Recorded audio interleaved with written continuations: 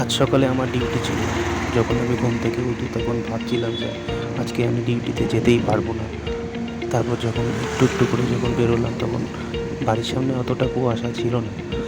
তারপর যখন আমি যাচ্ছি একে একে রাস্তায় দেখছি যে কুয়াশা আরও বেড়েই চলেছে। বুঝতে পারছিলাম না কতক্ষণে আমি আমার ডিউটিতে কর্মস্থলে পৌঁছাবো, অর্থাৎ হাসপাতালে আমি ডিউটি করি।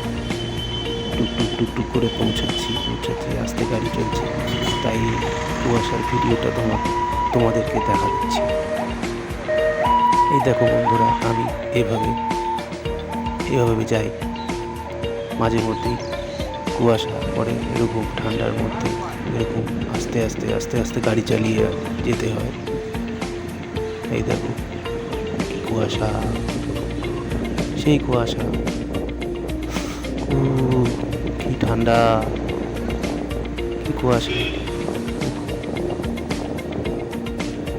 এই দেখো দু একজন লোককে তাও সামনাসামনি দেখা যাচ্ছে, বাদ বাকি সহ ফাঁকা, কিচ্ছু দেখা যাচ্ছে না।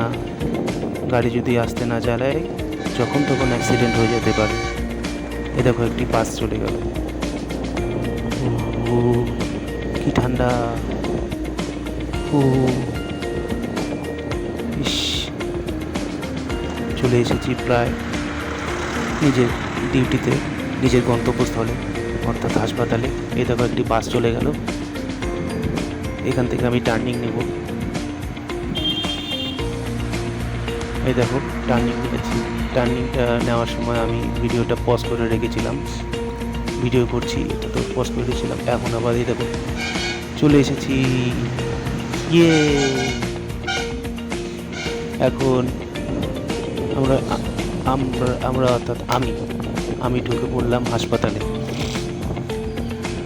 ঢুকে পড়লাম। এই যে টার্নিং, পাশে ছিল ব্লাড ব্যাংক। এই দেখো, ইস, কিচ্ছু দেখা যাচ্ছে না। গাড়ি চলছে। এই অটো পাস হয়ে চলে গেল। সরস্বতী পুজোর আগের দিন কুয়াশা হবে, এটা তো স্বাভাবিক। আর সরস্বতী পুজোর দিনও কুয়াশা হবে।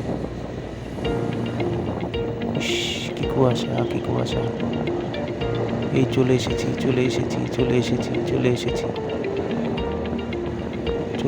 এই তোরা কি করিস রে?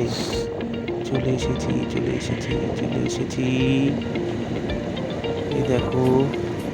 এই দেখো আমার হাসপাতাল, 10 তলা সুপার স্পেশালিটি হসপিটাল। কিচ্ছু দেখা যাচ্ছে না। এই এই এই এই এই এই এই এই এই এই আমি পৌঁছে গেলাম।